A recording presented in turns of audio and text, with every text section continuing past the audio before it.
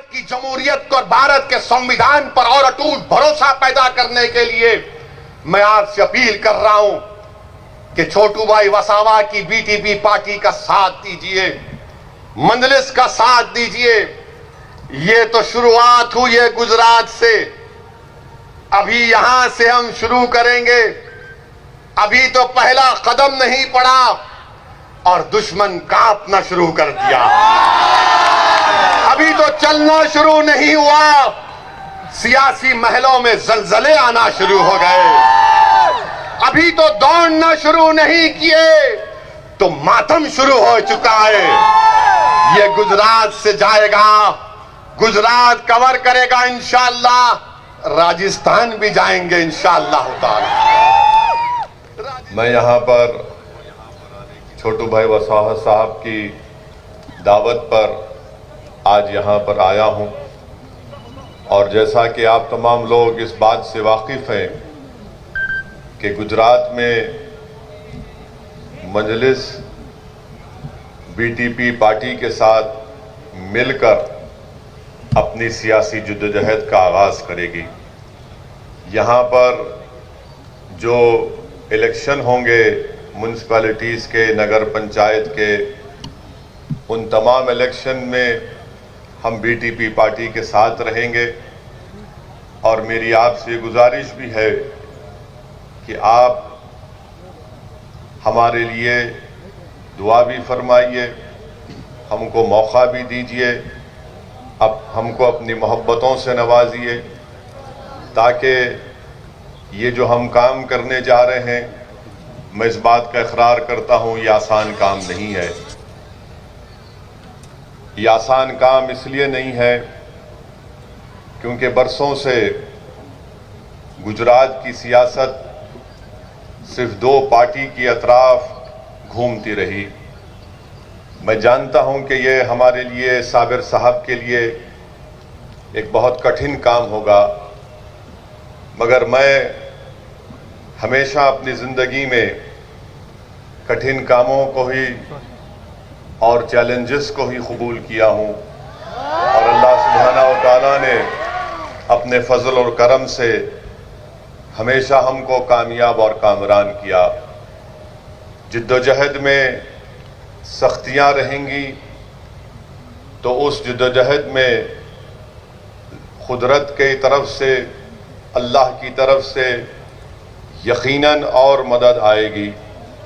रास्ते में कांटे होंगे तो यकीनन उन कांटों से और खाक और खून के दरियाओं से गुज़रने से ही हम अपने ईमान को मजबूत भी करेंगे और अपने भरोसे को भी, और साथ ही साथ हमारे दिलो दिमाग में एक नया एतमाद पैदा होगा। तो मेरी आप तमाम से गुजारिश है कि आप बरसों से दो पार्टी को कबूल किए और आपने उनको अपना वोट और उनको सत्ता दी। आज मजलिस और बीटीपी गुजरात की जनता के सामने एक विकल्प के तौर पर, एक अल्टरनेट पॉलिटिकल प्लेटफॉर्म के तौर पर आपके दरमियान में आ रही है। इसीलिए मैं आपसे अपील कर रहा हूँ, गुजरात की आवाम से अपील कर रहा हूँ, मैं ख़ास तौर से आदिवासी भाइयों और बहनों से, हमारे मुसलमान भाइयों और बहनों से, हमारे दलित भाई और बहनों से और ख़ास तौर से हमारे ओबीसी भाई और बहनों से अपील कर रहा हूँ कि आप इस विकल्प की सरपरस्ती करिए, इसकी आप तायीद करिए। ये एक जो पौधा हम गुजरात में लगा रहे हैं, ये सिर्फ इलेक्शन की हद तक नहीं है।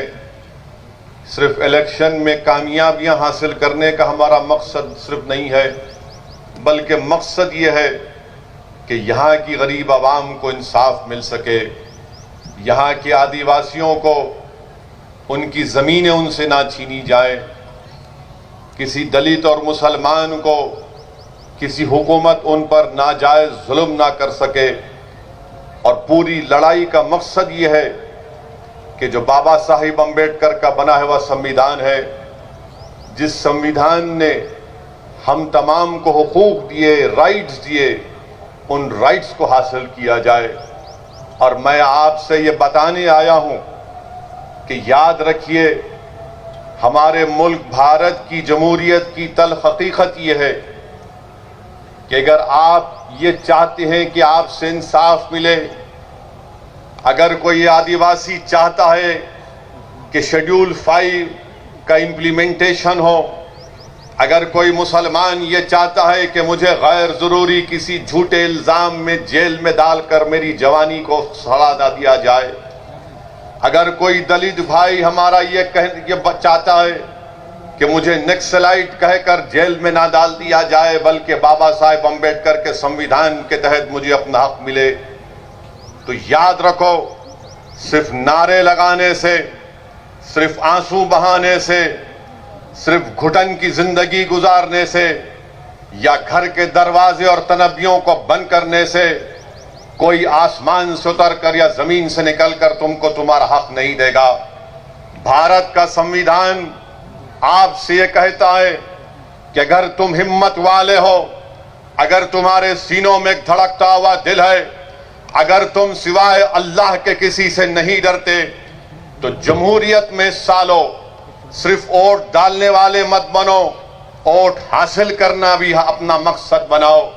जिस दिन आप अपना वोट हासिल करेंगे, जब ये तमाम वंचित समाज अपना वोट हासिल करेंगे, तब जाकर हम बाबा साहिब अम्बेडकर ने संविधान में जिन 4 बातों का जिक्र किया था, जिसमें बाबा साहिब अम्बेडकर ने कहा था कि मैं तो संविधान बना चुका हूं, और बाबा साहिब अम्बेडकर ने कहा कि अब ये आदिवासियों पर, मुसलमानों पर, दलितों पर, ओबीसीयों पर मुनहसिर है कि अगर वो अपने ख्वाबों को पूरा करना चाहती हैं, तो तुमको जरूरी है कि मैं तुमको वोट डालने का हक भी दे रहा हूं और वोट हासिल करने का भी हक दे रहा हूं।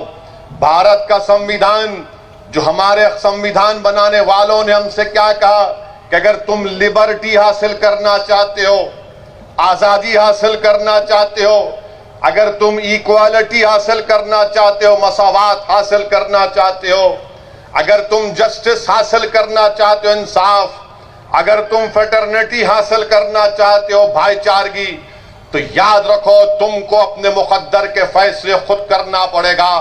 और तुम अपने मुकद्दर के फैसले उस वक्त करोगे जब तुम एक सियासी ताकत बनोगे। तुम सियासी ताकत उस वक्त बनोगे जब तुम अपने वोट से अपने नुमाइंदों को कामयाब करोगे। और कौन तुम्हारे नुमाइंदे होंगे? जो कांग्रेस, बीजेपी और दूसरी पार्टी का नहीं होगा, बल्कि तुम्हारे ही दरमियान से तुम किसी एक दीवाने को या फिर तुम्हारी बहन को तुम जब कामयाब करोगे, वो जब तुम्हारे नुमाइंदे तुम्हारे वोट से कामयाब होकर गुजरात की असेंबली में जाएंगे, तो उनकी जबानों पर ना मोदी का खौफ होगा, ना कांग्रेस का खौफ होगा, बल्कि उनकी जबानों पर तुम्हारी नाइंसाफियों की दास्तानें होंगी, उनकी जबानों पर इंसाफ की मुतालबा होगा। यही पैगाम देने के लिए हम आए हैं, यही पैगाम और हमारा मकसद एक ही है। इसीलिए आज हम छोटू भाई वसावा के साथ खड़े होकर उनसे कंधे से कंधा मिलाकर हम ये लड़ाई लड़ना चाहते हैं। मैं आपसे अपील कर रहा हूं कि आप ना सिर्फ इसमें साथ दीजिए, बल्कि हमारे लिए दुआ करिए। और आपसे अपील कर रहा हूं, याद रखो, जमहूरियत में डरने से कुछ हासिल नहीं होता। जमहूरियत में सिर्फ खामोश बैठने से कुछ हासिल नहीं होता। याद रखो, जो सबसे ज्यादा आवाज लगाएगा उसी की आवाज सुनी जाएगी। जो रोएगा दुनिया उसको और दबाएगी। जो डर जाएगा, इख्तिदार की कुर्सियों पर बैठने वाले उसको और डराएंगे। आप मुझसे सवाल करेंगे कि असदुद्दीन ओवैसी, तुम क्या कह रहे हो कि जो डराएगा, जो डरता है उसको और डराया जाएगा, जो रोता है उसको और रुलाया जाएगा, और जो सबसे ज्यादा आवाज लगाएगा तो उसकी आवाज को सुना जाएगा। ऐ भरूच के जियालो, ऐ भरूच के मेरे शेरों जो तुम आज यहां पर जमा हुए, सुन लो मेरी इस बात को, सुन लो मेरी इस बात को। भारत के किसानों ने नरेंद्र मोदी की नींद को हराम करके रख दिया। वो किसान निकल कर आए, हजारों की तादाद में निकल कर आए, नारे लगाए, दिल्ली को अपना ट्रैक्टर लेकर आया। तो भारतीय जनता पार्टी जिसके पास 300 एमपी हैं, आज वो परेशान है, टाई टाई उनकी हो रही है कि कैसे किसानों से मुकाबला किया जाए। वही इत्तेहाद के मजाहरे, वही जमहूरियत के मजाहरे आपको गुजरात में करना पड़ेगा, क्योंकि नरेंद्र मोदी बीजेपी जानती है कि संसद में, विधानसभा में इनके पास इतनी ताकत है कि जो लोग चुन कर जाते हैं वो गूंगे बन जाते हैं, जिनको वोट डालकर भिजाया जाता है वो अंधे हो जाते हैं, बहरे हो जाते हैं। इसीलिए जमहूरियत आपसे मुतालबा कर रही है। अंबेडकर का संविधान तुमसे कह रहा है कि अगर तुम जिंदा कौम हो तो हरकत करो, हरकत में बरकत है। तुम्हारी खामोशी दुनिया को पैगाम दे देगी कि तुम जिंदा कौम नहीं हो। जिंदा कौम का मतलब यह है कि जिंदगी का सबूत देना है। मैं हमारे आदिवासी भाइयों से कहना चाहूंगा कि भारत के संविधान में जयपाल सिंह मुंडा ने जो कुर्बानियां दी हम उनको सलाम करते हैं। यही जयपाल सिंह मुंडा थे जिन्होंने आदिवासियों के लिए शेड्यूल 5 का जिक्र संविधान में किया था। मेरे अजीज दोस्तों और बुजुर्गों, ये हमारी लड़ाई हमारी बका की लड़ाई है। ये हमारी लड़ाई हमारे संविधान को बचाने की लड़ाई है। हमारी लड़ाई इस मुल्क में अमन को मजबूत करने की लड़ाई है। मैं आज के जलसे से उस अजीम आदिवासी कॉन्स्टिट्यूंट असेंबली के रुकन जयपाल सिंह मुंडा को भी सलाम करता हूं कि इन बुजुर्गों ने हमको, हमारी आने वाली नस्लों के लिए ये सोचकर शेड्यूल 5 का इनकॉर्पोरेशन भारत के संविधान में किया था।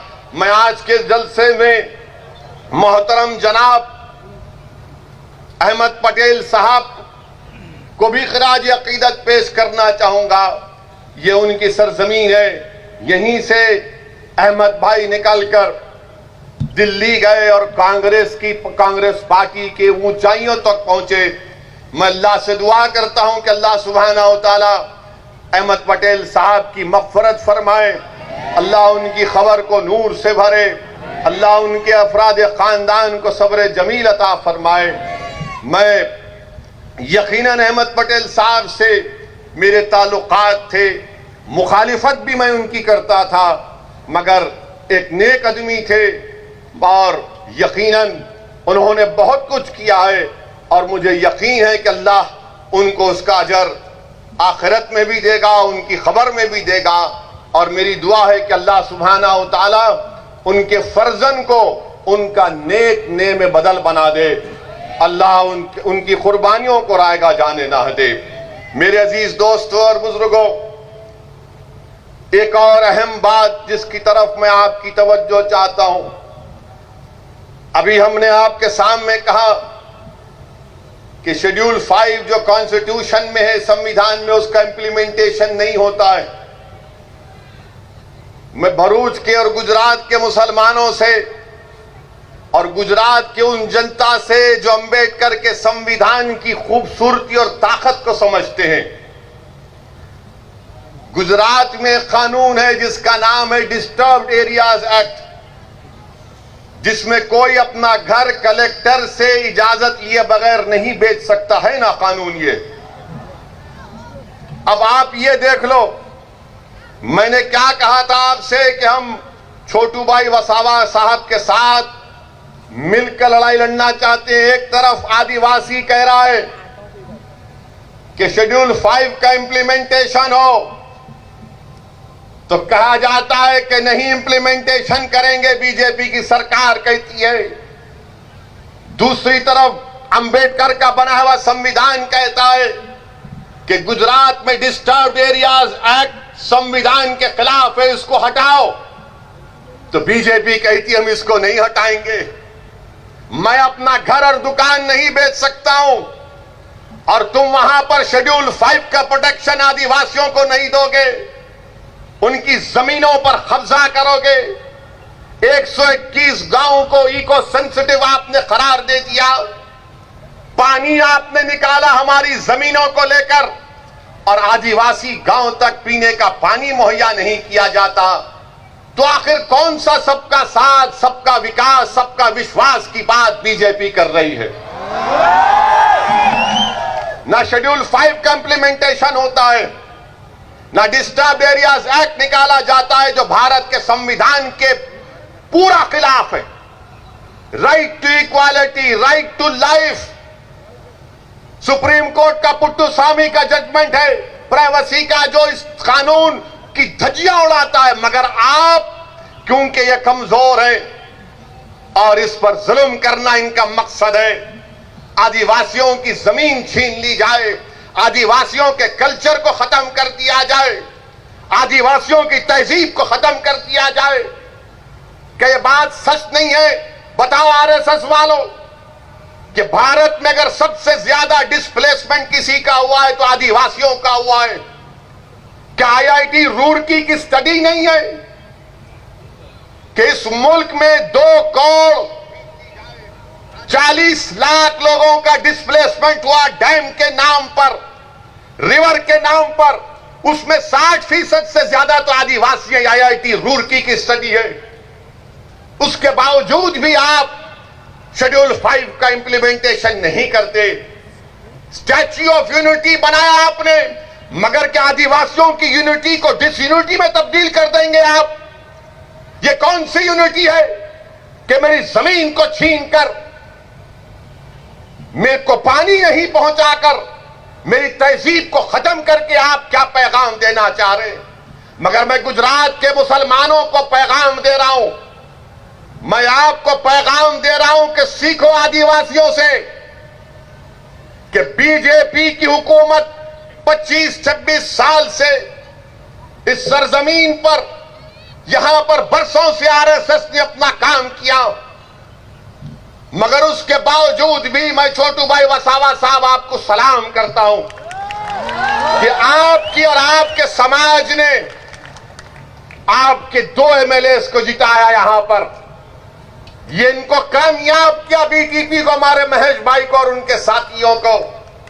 इन आदिवासियों ने हमको पैगाम दिया, मुसलमानों को, कि देखो हमारी जमीनें छीन ली गई, हमारे जमीन के अंदर जो सोना है, कोयला है, उससे महरूम कर दिया गया, मगर हम ना उम्मीद नहीं हुए। हमने छोटू भाई को अपना नेता माना, अपना बड़ा माना और हमारी लड़ाई के लिए उनको अहमदाबाद में भिजाया, क्योंकि हम ये मानते हैं, आदिवासी जानता है कि उनकी लड़ाई अगर कोई लड़ सकता है तो बीजेपी कांग्रेस वाला नहीं लड़ सकता। उनकी लड़ाई अगर कोई लड़ सकता है तो उन्हीं के दरमियान का छोटू भाई वसावा लड़ सकता है। मेरे अजीज दोस्तों और बुजुर्गों, ये हमको सीखने की जरूरत है। यकीनन मेरे इस जुमले से बहुत से लोगों को तकलीफ होगी, मगर मेरा मकसद यह है कि सच्चाई को बयान किया जाए और आपके दिलों में एक जोश को पैदा किया जाए, एक फिक्र दिया जाए आपको, ताकि जब आप यहां से उठकर जाएंगे तो एक पैगाम और फिक्र लेकर जाए। मेरे अजीज दोस्तों और बुजुर्गों, मैं छोटू भाई वसा साहब के घर पर आज हम निकलने से पहले, हमको मीडिया के लोग आते हैं, माशाअल्लाह से पूरे भारत में अगर कोई बदनाम है तो ये दीवाना आपके सामने जो खड़ा हुआ। मीडिया के लोगों को लगता है कि इस दाढ़ी वाले का सर पे जिसकी टोपी है उसका इंटरव्यू लेंगे तो उनका टीआरपी बढ़ता है। हमको भी कोई फिक्र की बात नहीं है, वो भी अपना काम, हम भी अपना काम करते हैं। मगर हमसे आज एक अजीब सवाल किया गया।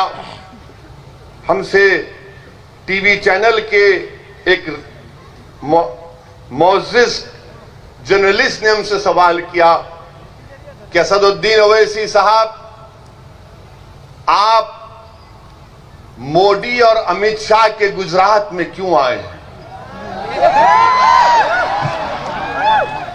महेश भाई आप सुने ना, आप थे, सुने। तो मैंने कहा यह सवाल आपका गलत है।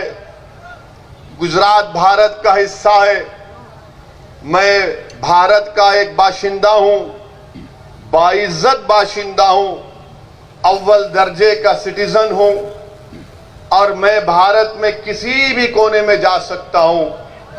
मैं और कुछ भी कहना चाहता था मगर नहीं कहा, इसलिए कि आपके दरमियान में उसका जवाब देना चाहता था।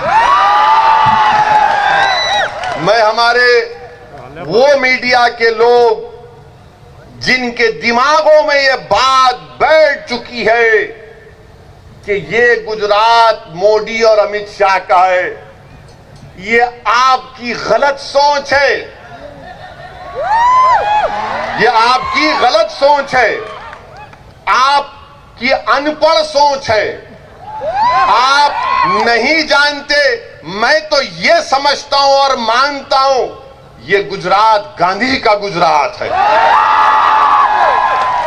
ये गुजरात गांधी का गुजरात है और गांधी का गुजरात ही रहेगा, क्योंकि अमित शाह और मोदी गांधी से बड़े नहीं हैं, ना कभी होंगे इंशाअल्लाह। ये गांधी का गुजरात है और गांधी का गुजरात रहेगा। ये वो गुजरात है जहां की जनता ने अपनी दिमागी काबिलियत की बुनियाद पर, अपनी मेहनत की बुनियाद पर इस भारत को मजबूत किया। ये उन लोगों का गुजरात है। ये गुजरात छोटू भाई वसावा का गुजरात है। ये गुजरात छोटू भाई वसावा का है। मगर अगर हर कोई ये कहेगा कि नहीं ये मोदी और अमित शाह का गुजरात हो गया, हां यहां से गए जरूर, बहुत से आएंगे चले जाएंगे, मगर गुजरात की पहचान तो गांधी से होगी ना। गुजरात की पहचान यहां के आदिवासियों से होगी, गुजरात की पहचान यहां की तहजीब और तमद्दुन से होगी। गुजरात की पहचान उन लोगों से नहीं हो सकती जो आजादी के बाद आए और आकर थोड़ा बहुत सियासत में काम किया, उनको जनता ने उनको वहां दिल्ली पहुंचा दिया। मगर मीडिया के लोगों, वो पूरा नहीं, थोड़े लोग जरा हिस्ट्री पढ़ लो और कभी भी सवाल करने से पहले, खास तौर से मुझसे जब सवाल करेंगे, एहतियात से। हम अच्छों को नहीं छोड़ते, क्योंकि मैं किसी के घर में मेहमान था, इसीलिए जरा अपनी खराब जबान को रोक लिया, वरना मैं जबान का बड़ा गंदा, इसलिए कहते ना कि ये हेट स्पीच देता, जहां जाता हेट स्पीच देता। मैं कभी भी ये नहीं कहा, ना मैं किसी मजहब के खिलाफ था, ना हूं और ना कभी रहूंगा इंशाअल्लाह ताला। मेरी लड़ाई भारत के संविधान में जो हमको हक दिया गया, उन हक हुकूक को हासिल करना है, और वही लड़ाई उस वक्त कामयाब होगी जब आप साथ देंगे। साबिर काबुली वाला, असदुद्दीन ओवैसी गुजरात को अपनी अना की तस्कीन के लिए नहीं आए। इम्तियाज जलील, वारिस पठान अपनी मकबूलियत में इजाफा करने के लिए गुजरात को नहीं आए। हम गुजरात को इसलिए आए ताकि पूरा वंचित समाज एक हो जाए। इस वंचित समाज का एक्सप्लॉयटेशन, इस्तेसाल हो रहा है। मैं गुजरात को इसलिए आया हूं कि तुम्हारे दरमियान में मुझसे ज्यादा काबिल किसी को अल्लाह लीडर बना दे, जो सच्चाई के साथ गुजरात की विधानसभा के में जाकर गुजरात की विधानसभा के दरों दीवारों को इंसाफ का नाम लेकर उन दीवारों को हिला कर रख दे। ये मेरा मकसद है, ये हमारा पैगाम है। इसीलिए मेरे अजीज दोस्तों और बुजुर्गों, मुत्तहिद रहिए और मजलिस और छोटू भाई वसावा की बीटीपी पार्टी का साथ दीजिए। हमारा मकसद एक ही है कि ये जो दो पार्टियां गुजरात में चल रही हैं, ये मामू भतीजे की पार्टी है, कांग्रेस बीजेपी। ये मामू भतीजे हैं। तू मेरी पीठ खुजा, मैं तेरी पीठ खुजाता हूं। ये कांग्रेस वाले अब मीडिया हमसे एक बार सवाल किए कि कोई आपको बोलता बी टीम है, आप फुला करते। मेरे भाई, आप जानते हैं मुझसे बेहतर कि पिछले विधानसभा के चुनाव में कांग्रेस के जितने विधायक जीते थे उसमें से 12 बीजेपी में भाग गए। मेरे से पूछ के गए थे, या छोटू भाई वसावा के पास बैठकर बातचीत करके गए थे। ये तो मोदी अमित शाह से पहले से मिले हुए थे। ये इनका अंदर का रिश्ता है, इनका अंदर का कनेक्शन है। कांग्रेस और बीजेपी ऐसा है ना कि 3G से 4G ये दोनों उतना ही, ये कभी अलग नहीं हो सकते। याद रखो आप मेरी बात को। गुजरात की जनता को आज एक विकल्प की जरूरत है। उस विकल्प और जो एक पॉलिटिकल वैक्यूम है, उस पॉलिटिकल वैक्यूम को हम पूरा करना चाहते हैं। बहुत से मसाइल हैं मुसलमानों के, आदिवासियों के, दलित भाई और बहनों के, ओबीसी समाज के, मगर याद रखिए अगर हर कोई जीत कर रूलिंग पार्टी में जाकर कूद जाएगा तो उन गरीबों का कोई फायदा नहीं होगा। मैं आपको बता रहा हूं कि अगर कोई ये समझता है कि मैं एमएलए बन गया, मैं रूलिंग पार्टी के साथ चला जाऊंगा तो मेरा कोई फायदा हो जाएगा, नहीं होगा। क्यों नहीं होगा? उसकी मिसाल तुम्हारे सामने छोटू भाई वसावा है। 7 बार के एमएलए हैं, कई बार इनको एनकाउंटर करने का ऑर्डर निकला, जेल की सलाखों में डाला गया, मगर मैं फिर से आदिवासियों को सलाम करता हूं कि उन्होंने दीवार की तरह, एक शीश पिलाई हुई दीवार की तरह अपने लीडर का साथ नहीं छोड़ा और कहा कि सत्ता की जरूरत नहीं है। छोटू भाई वसावा और महेश भाई, तुम जाओ असेंबली में जाकर हमारी लड़ाई लड़ो, हमारे दिलों में जो छुपा हुआ गम है उसको बयान करो, हमारे आंख में आंसू आने मत दो, हमारे बच्चों के हौसलों को बुलंद रखो। तुम लड़ाई लड़ो, जीत हार तो ऊपर वाला तय करेगा, मगर मर्दानगी वो है जो इख्तिदार के सामने खड़े होकर उनकी आंख में डालकर कहे कि नरेंद्र मोदी, तुम्हारा CAA का कानून, तुम्हारा ट्रिपल तलाक का कानून, तुम्हारा UAPA का कानून ये संविधान के खिलाफ है। हिम्मत और हौसला और हक को बयान करने का मकसद एक ही है ताकि तुमको पैगाम मिल जाए कि जब अगर कोई 2 MP भी हो और बीजेपी के 300 हो तो मोदी की हुकूमत के सामने सच्चाई को बयान करने के लिए जो काम गांधी ने किया था कि सफेद फार्म हुकूमत के उस गलत कानून को गांधी ने फाड़ा, तो तुम्हारा ये दीवाना बीजेपी के 300 MP के सामने CAA कानून को फाड़ कर रख दिया। ये काम करना है, मिनिस्टर बनना, गाड़ी पर टाई टाई लाल लाइट आ जाना, ये हमारा मकसद नहीं है। 70 साल से इन्हीं लोगों ने हमको धोखा दिया। तुम्हारा वोट लिया, दिल्ली गए, तुमको धोखा दिया, तुम्हारा वोट लिया, गुजरात की विधानसभा में गए, 2002 का फसाद हुआ तो गूंगे बनकर बैठे रहे। इसीलिए मेरे अजीज दोस्तों और बुजुर्गों, मेरी इज्जतदार मां और बहनों, इत्तेहाद को पैदा करिए। हां, इस बात को तैयार हो जाइए कि मेरे आज और छोटू भाई वसावा साहब के हमारे इस जलसे के बाद कल से तमाम के तमाम ये जितने दल्ले हैं, ये जितने चमचे हैं, ये जितना मुर्दार का इंसान का गोश्त खाने वाले गीबत शुरू करेंगे। तो देखो वो भड़काऊ भाषण दिया था, वो ऐसा बोला था। अरे याद रखो, मेरी तकरीर में एक पॉइंट भी कोई संविधान के खिलाफ नहीं है, ना है ना रहेगा। मैं थोड़ा बहुत कानून जानता हूं और कानून का लिहाज करना ये मेरी जिम्मेदारी है। कानून की इज्जत करना ये हम तमाम की जिम्मेदारी है और वही कानून हमसे कहता है कि जब तुम अवाम के दरमियान में जाओ तो सच्चाई को बयान करो, अल्फाज को चाप कर बयान मत करो। यह हमसे नहीं हो सकता, ना कभी हुआ है ना कभी होगा इंशाअल्लाह ताला। अहम बात जो आपके सामने रखना चाहूंगा मेरे अजीज दोस्तों और बुजुर्गों, मजलिस के ताल्लुक से हम बिहार का इलेक्शन लड़े तो जैसा हम बिहार में गए सब शुरू हो गए, बैंड बाजा पार्टी शुरू हो गई कि देखो ओवैसी आया है, मजलिस आई है और मजलिस वोट काटेगी। हम 20 कैंडिडेट लड़े, 20 में 5 हमारे कामयाब हुए। और कहां से कामयाब हुए बिहार में? सीमांचल की सरजमीन से।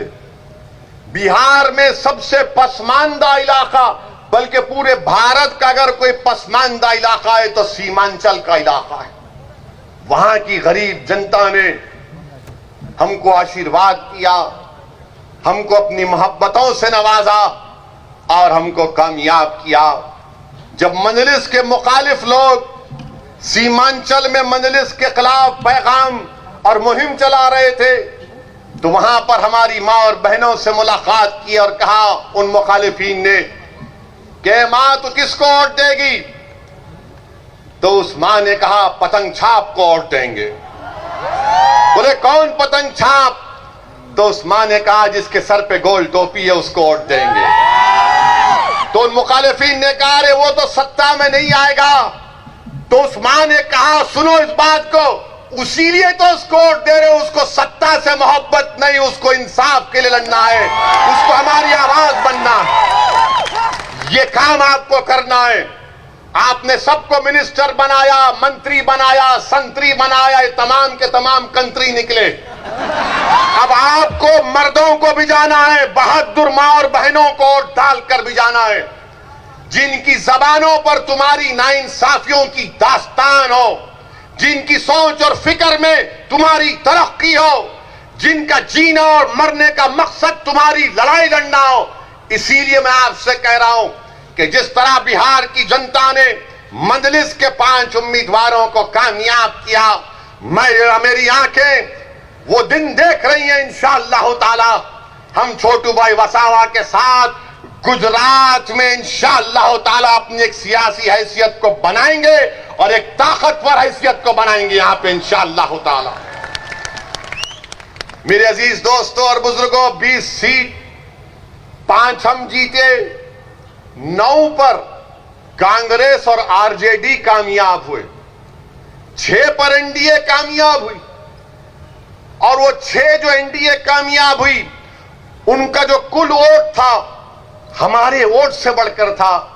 जब मैंने ये तमाम चीजें डाल दी तो ये लोग जो डरते हैं ना, जो मजलिस की मुखालिफत क्यों करते हैं, वो इसलिए करते हैं कि वो हमेशा तुमको गुलाम बनाकर रखना चाहते हैं, तुमको डरा कर रखना चाहते हैं, तुमको खौफ दिलाकर रखना चाहते हैं कि अगर तुम हमसे हटकर किसी को वोट दोगे तो तुम्हारी जिंदगी को खतरा, अगर तुम हमसे हटकर किसी का साथ दोगे तो तुम्हारी मस्जिद को खतरा, अगर तुम हमसे हटकर किसी को वोट दोगे तो तुम्हारा जीना मरना या तुम्हारे इलाके में डेवलपमेंट नहीं होगा।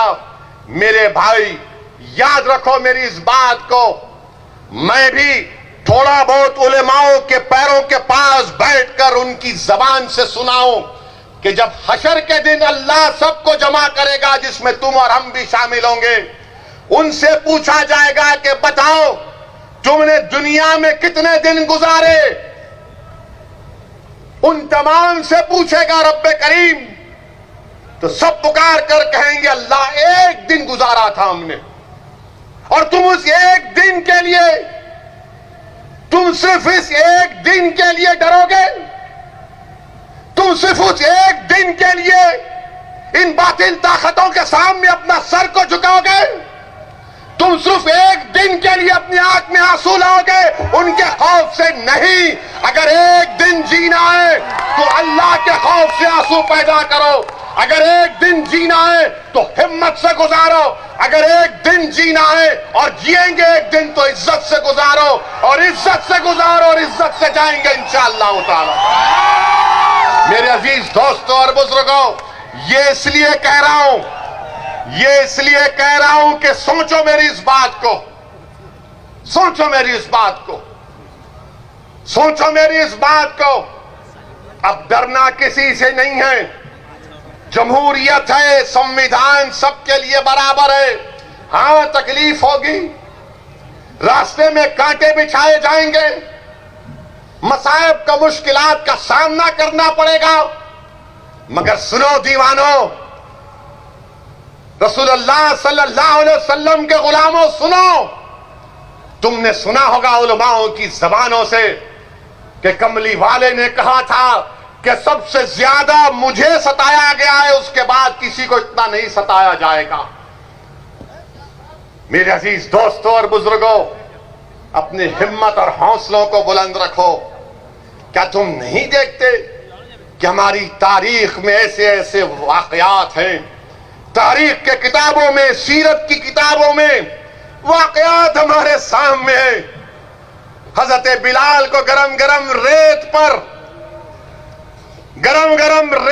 पर पत्थर रख दिया जाता था, और जब अल्लाह ने उनको इज्जत दी, कैसे इज्जत दी, कहा कि आका ने फरमाया कि बिलाल काबे की छत पर खड़े हो जाओ और आजाद दे। ये होता है, मसाइब और मुश्किलात से गुजरना पड़ेगा, और वही लोग कामयाब होते हैं जिनमें एतमाद होता है, जिनमें भरोसा होता है, जिनमें हिम्मत होती है। और हमको और आपको यही काम करना है। मैं हमारे बुजुर्गों से अपील करूंगा, जो मेरी गुफ्तगू को बहुत ज्यादा पसंद नहीं करते, मगर मैं हमारे बुजुर्गों से हाथ जोड़कर अपील कर रहा हूं कि आप भी इन बच्चों का मुस्तकबिल अपनी जवानी जैसा तुमने गुजारने दोगे। हमारे बुजुर्गों से अपील कर रहा हूं कि इन बच्चों के लिए, आने वाली नस्लों के लिए, ये आने वाला कल उनका होगा, उनके अच्छा बनाने के लिए, उनके हुकूक को हासिल करने के लिए, भारत की जमहूरियत को और भारत के संविधान पर और अटूट भरोसा पैदा करने के लिए मैं आपसे अपील कर रहा हूं कि छोटू भाई वसावा की बीटीपी पार्टी का साथ दीजिए, मंजलिस का साथ दीजिए। ये तो शुरुआत हुई है गुजरात से, अभी यहां से हम शुरू करेंगे। अभी तो पहला कदम नहीं पड़ा और दुश्मन कांपना शुरू कर दिया। अभी तो चलना शुरू नहीं हुआ, सियासी महलों में जलजले आना शुरू हो गए। अभी तो दौड़ना शुरू नहीं किए तो मातम शुरू हो चुका है। ये गुजरात से जाएगा, गुजरात कवर करेगा इंशाअल्लाह, राजस्थान भी जाएंगे इंशाअल्लाह ताला, राजस्थान भी जाएंगे। वहां पर धोखा किसने दिया छोटू भाई वसावा को? किसने दिया? आपको मालूम क्या किया कांग्रेस और बीजेपी ने, मामू भतीजा पार्टी ने? आज से इनका नाम मामू भतीजा पार्टी। कंफर्म? बस लॉक कर दिया जाए, उसको लॉक कर दिया जाए। तो मामू भतीजा ने क्या किया? छोटू भाई वसावा का चेयरमैन बनना था, क्या महेश भाई? तो इनको लगा कि आदिवासी बनेगा, आदिवासी पार्टी का बनेगा। तो मामू भतीजे बोले, मामू पुकारा भतीजा, दोनों गले मिल गए, लपट के रोए, बोले नहीं नहीं हम दोनों एक हैं, ये गंदा है, इसको नहीं बनाएंगे। धोखा दिया, धोखा दिया। और एक चेयरमैन की सीट के लिए, एक चेयरमैन की सीट के लिए सोचो इनके दिलों में कितनी नफरत भरी होगी। सोचो ये क्या आपको ताकतवर बनाएंगे। इसीलिए कह रहा हूं कि हमको गुलाम बनाकर रखना चाहते हैं। मैं आपसे कह रहा हूं कि आप मजलिस का, बीटीपी पार्टी का साथ दीजिए। गुजरात की सियासत में एक नई तारीख हम रकम करेंगे।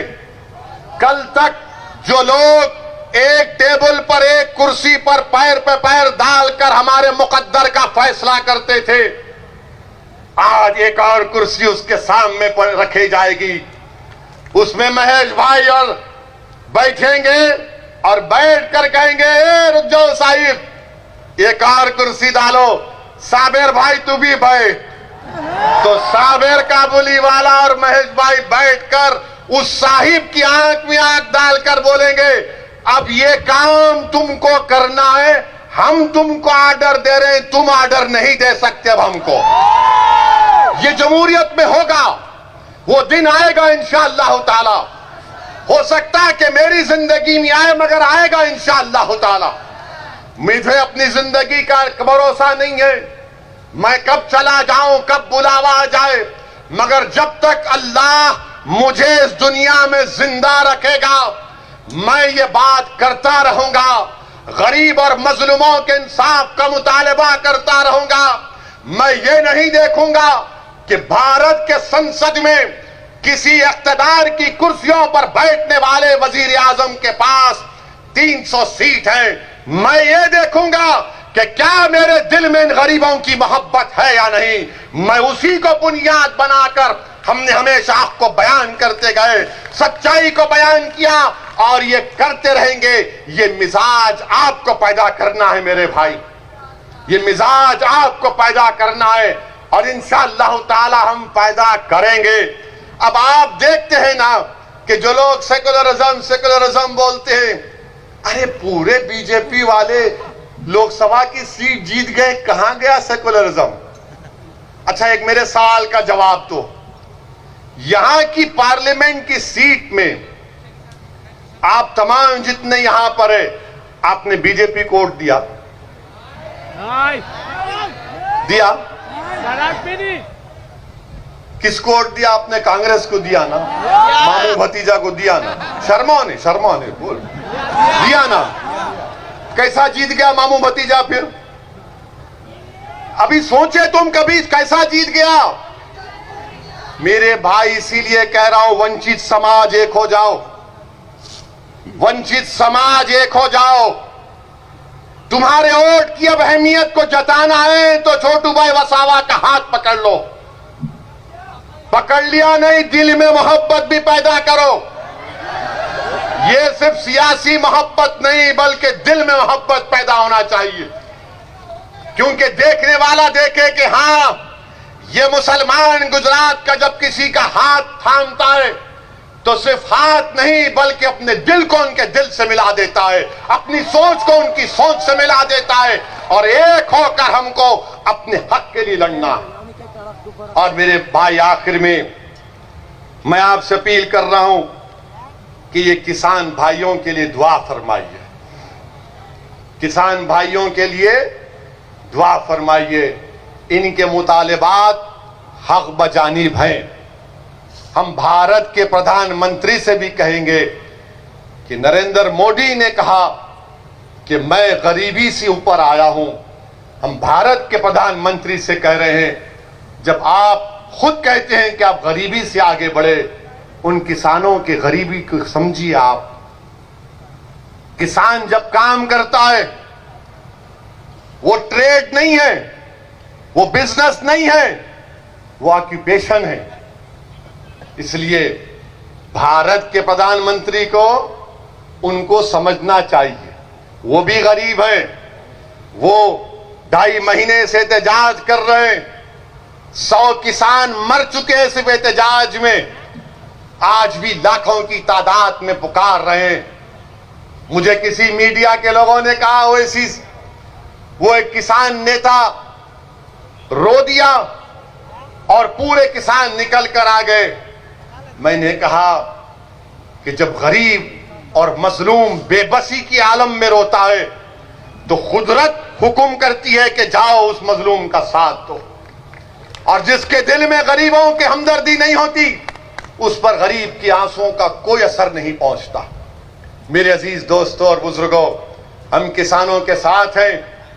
ये अन्नदाता हैं, ये हमको खाना खिलाते हैं, ये मेहनत करते हैं, खेत में जाते हैं, बंजर जमीन को वहां पर उसको नरम करके बीज बोते हैं, फसल को उगाते हैं और पूरे भारत के दस्तरखानों पर खाना खिलाते हैं।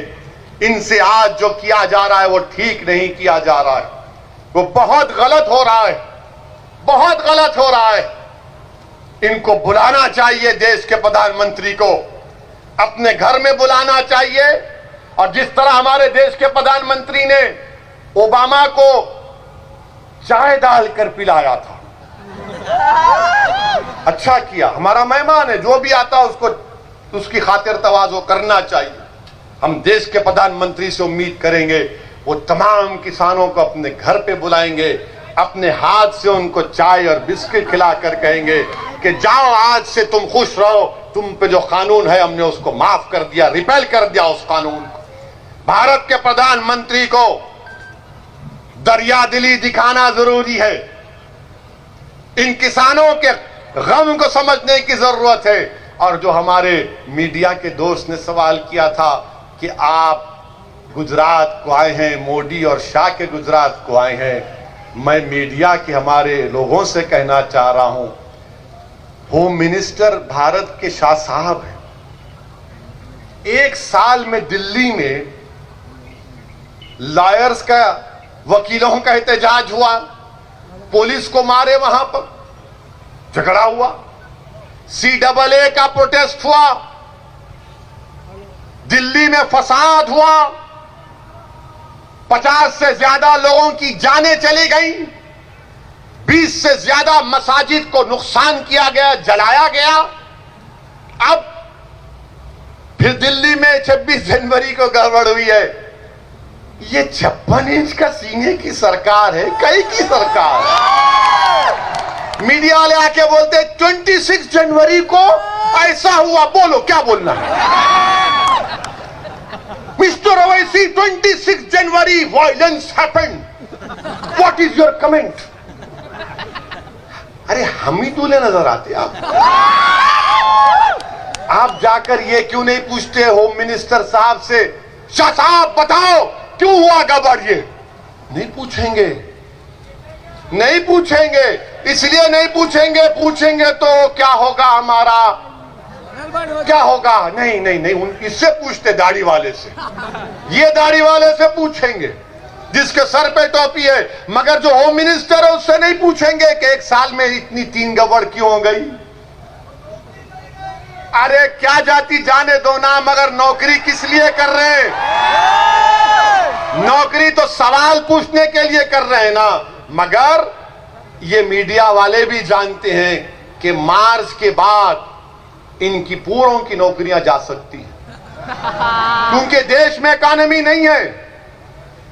बड़े बड़े टीवी चैनल, अखबारात में पैसा नहीं है तनख्वाह देने के लिए। उनको देखो, सर हिला रहे हैं, सही कह रहा है, बोल रहे हैं। वो जानते हैं बहुत से मीडिया के लोगों की नौकरी जाने वाली है मार्च के बाद। अब आप बीजेपी से पूछेंगे क्या हो रहा है देश में, तो बोलेंगे तुमने देखा नहीं मोदी जी ने क्या कहा। मोदी जी ने कहा कि मित्रों, GDP बढ़ रहा है। तो कार्टून आया अखबार में, कार्टून आया कि GDP का मतलब यह है कि गैस की कीमत बढ़ गई, डीजल की बढ़ गई, पेट्रोल की बढ़ गई। ये GDP हो रहा है, ये काम हो रहा है। पूरे गुजरात में लॉकडाउन के बाद कारखाने बंद, लेबर परेशान, सूरत में डायमंड का कारोबार ठप, अहमदाबाद में टेक्सटाइल इंडस्ट्री डाउन। तो क्या चला रहे? लड़ाओ लड़ाओ लड़ाओ लड़ाओ लड़ाओ लड़ाओ। अब कोई नहीं लड़ेगा। अब इंशाअल्लाह ताला वंचित समाज जान चुका है कि आज हमारा इस्तेसाल किया जा रहा है। इसीलिए मेरी आपसे अपील है, मुत्तहिद रहिए। अब मुझे यहां से अहमदाबाद भी जाना है, इसीलिए आपसे इजाजत चाह रहा हूं और वादा कर रहा हूं कि इंशाअल्लाह ताला दोबारा फिर आऊंगा और अल्लाह जब तक जिंदा रखेगा बार बार आता रहूंगा। भरूच को आऊंगा, आपके दरमियान में रहूंगा। आपसे इल्तिजा है, गुजारिश है कि इस इत्तेहाद को कामयाब करिए। शुक्रिया। अस्सलाम वालेकुम व रहमतुल्लाहि व बरकातहू। बहुत बहुत शुक्रिया ओवैसी साहब। अभी कंक्लूजन स्पीच से पहले मैं सरदार वल्लभ भाई पटेल पार्टी के दक्षिण गुजरात अध्यक्ष सलीम खान पठान, जो कि अपनी पार्टी छोड़कर MIM में शामिल हो रहे हैं, और